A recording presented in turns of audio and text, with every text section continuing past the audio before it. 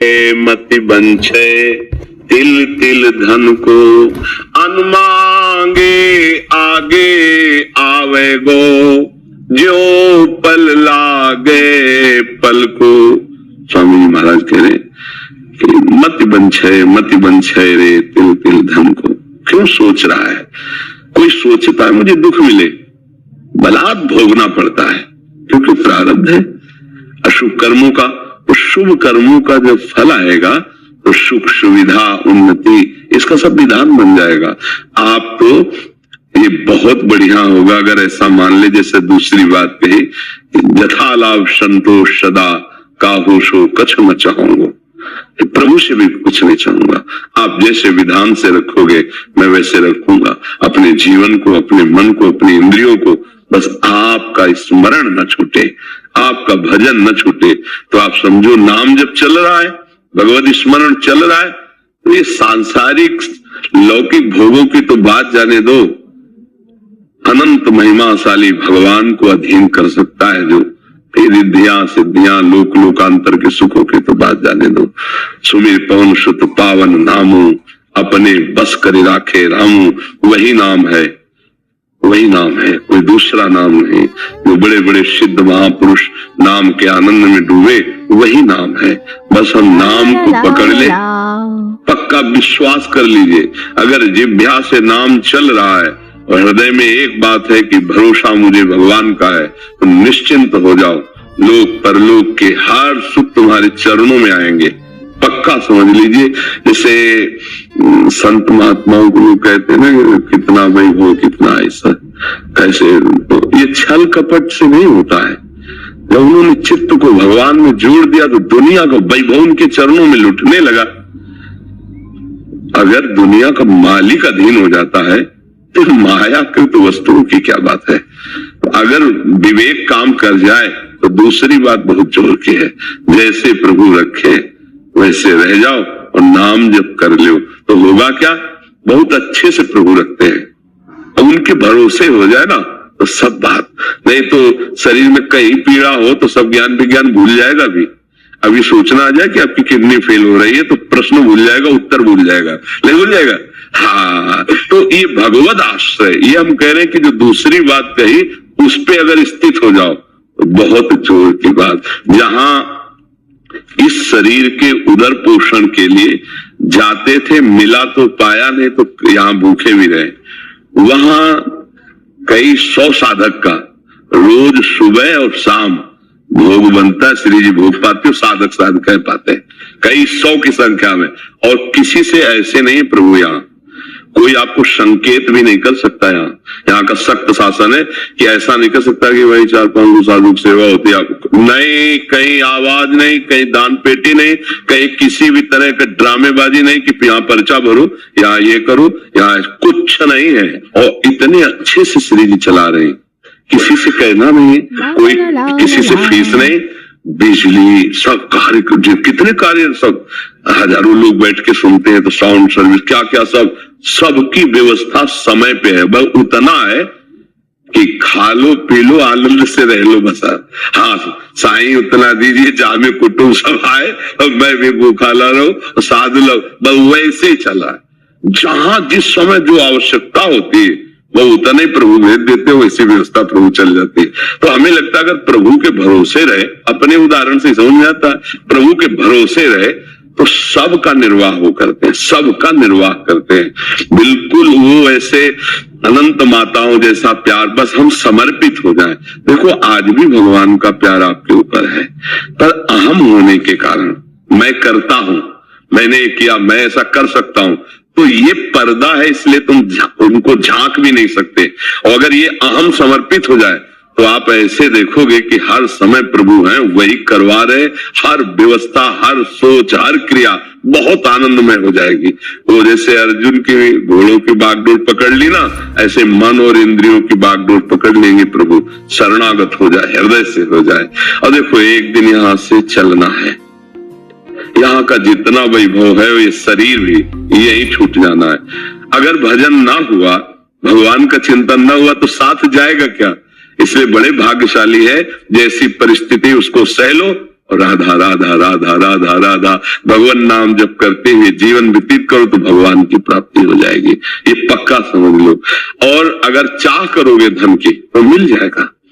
महालक्ष्मी पति हमारे प्रभु हैं, आप उनका नाम जप करो धन भी मिल जाएगा। अरे भगवान की तरफ चले तो परमानंद की बाढ़ आने लगती है। भजन तो बहुत बड़ी बात है। ध्रुव जी ने जब पिता की गोद में बैठना चाहा तो सुरुचि माता जो थी उनके मन में अच्छा नहीं लगा कि ये सुनीति का बेटा, सौत का बेटा और मेरे सामने राज सिंहासन में विराजमान महाराज की गोद में बैठे, झिड़क दिया और कहा तू इस लायक नहीं, जा पहले तप करो, मेरे गर्भ से प्रकट हो, फिर सिंहासन में बैठने लायक होगा।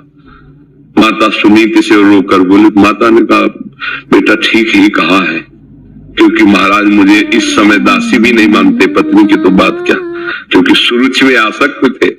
इसलिए बेटा तू नारायण का भजन कर, वही तुझे जो चाहोगे प्राप्त। निकल पड़े। 5 वर्ष के बाद आ गए देवर्षि नारद जी। बेटा किस लिए तुम जा रहे हो? देखो समझना, अभी भजन नहीं हुआ, किस लिए जा रहे हो? ऐसा ऐसा ऐसा। अरे अभी चल के उत्तानपाद महाराज को आदेश करूंगा पूरे सिंहासन का उत्तराधिकारी, अभी इसी क्षण। ध्रुव जी को लगा अभी तो भजन भी शुरू नहीं किया और उत्तराधिकारी बुलाने की बात आ गई। जहां गोद में बैठने नहीं दिया गया, उस सिंहासन में बैठने की बात। तो उनका नहीं महाराज, मैं क्षत्रिय राजकुमार हूं, एक बार निश्चय जो कर लिया अब कर लिया, वो वापस नहीं लौटूंगा। उनका जंगल में बहुत भय है, सिंह, चीता, राक्षस जन, मच्छर, क्या क्या परेशान। तुम राज बोले महाराज ना प्रलोभन और ना भय, इनसे मैं डिगने वाला नहीं हूं। तो चेला पक्का तो गुरु मंत्र दे दिया है, अरे और भगवान का साक्षात्कार 6 महीने में कर लिया। गुरु कृपा से 6 महीने में ध्रुव जी ने भगवत साक्ष और वो पद प्राप्त किया जो आज तक किसी ने नहीं प्राप्त किया, अटल पद भी प्राप्त। तो अगर चाह करे तो फिर अन्य प्रलोभन और अन्य भयों में ना फंसे, तो जो चाहेगा वो भगवान दे देंगे, पक्का समझ लो। हम लोग फिसड्डी हैं, फिसल जाते हैं। विश्वास नहीं है। हाँ, जैसे महान सुख प्राप्ति के लिए चले आप, तो अब अल्प सुख में आपको सौदा नहीं करना है। अगर सिंहासन में बैठने की बात में सौदा हो जाता तो अटल पदवी नहीं मिलती। तो भूमा सुख का, भगवत सुख का, भगवत कृपा पात्र कभी सौदेबाजी में नहीं फंसता। माया सौदा करती है, ये भोग लो, ये ले लो, ये देख लो, ये सूंघ लो, ये छू लो, ये बन जाओ, ये उपाधि ले लो। उपासक नहीं, न पारमेष्ठम न महेंद्र धिष्णम न सार्वभौमम न रसाधिपत्यम न योग सिद्धि अपुनर्भवम। नहीं चाहिए मुझे मेरे प्रभु का भजन चिंतन और उनके द्वारा दी हुई व्यवस्था चाहिए, माया के द्वारा नहीं। भले तो रघुवर ते बने और बिगड़े तो भरपूर, तुलसी और अंते बले ताबली बेते दो। ये निष्ठावान महान सुख का भोक्ता बनता है। ये अल्प सुखों में फंसे हुए अपने लोग हैं। इसलिए पहले देखो, जब कोई ऋषि मुनि तपस्या करते थे ना, तो बड़ी दिव्यताएं आती थी उनको गिराने के लिए, दिव्य अप्सरा, ऐसी रिद्धियां सिद्धियां। तो अब जैसे ये है कि अब नहीं आती है, तो उतना हम लोग चढ़ ही नहीं पाते हैं, पहले फिसल अगर 100 रुपए में राजी हो गए तो करोड़ की चेक देने की जरूरत क्या है कि नहीं? तो हम लोग यही मृत्यु लोक के भोगों में फिसल गए। तो अब देवलोक की या दिव्य सिद्धियां या ऐसे दिव्य चमत्कार हृदय में प्रकट हो, अगर हम निष्ठा से बने रहें तो कोई भी परास्त नहीं कर सकता, सीधे भगवान आएंगे। हम एक बार बिल्कुल ग्रामीण भाषा में बताया कि जैसे बच्चा रोना शुरू किया, खिलौनों से नहीं खेल रहा, तो माँ फिर देखती और अपने निज जन को भेजती, बेटी बहन किसी को, जा उठा ले गोद में, और उस पे भी जब राजी ना और रोना बंद न करे, तब माँ फिर कहती अच्छा तो सब काम बाद में हो जाएगा, और फिर बेटे को गोद। ऐसे जब कोई भगवत मार्ग में चलता है संसार के खिलौने छोड़ करके, तो भगवान उसके आगे दिव्यताएं भेजते हैं, दिव्य भोग। फिर कोई नहीं जानेगा, भोग लो एकदम ईश्वर वैभव रिद्धियां सिद्धियां, पर वो रोना बंद न करे, किसी खिलौने में राजी न हो, किसी की गोद में न चढ़े, उपाधि कोई स्वीकार न करे। तब वो विवश होकर फिर भगवान उसको ऐसे फिर उसे स्वीकार करते। बहुत सुंदर विचार है। पहला वाला तो ठीक कम है, दूसरा वाला बहुत जोर का है कि हमें जैसे रखोगे वैसे हम रहेंगे, तो बहुत अच्छे से रखेंगे। ये हमारा निर्णय सब संतों का अनुभव। भगवान कदम कदम पर के उनकी सुरक्षा व्यवस्था सबकी करते, और आप लोगों की भी करते हैं, पर आप इसलिए नहीं समझ पाते कि कर्ता भाव में है। अहंकार होने के कारण आपको लगता है कि मैंने किया, ये समझ नहीं पाते, मलिन हृदय हो गया। तो अब क्या होता है कि वो फिर इस बात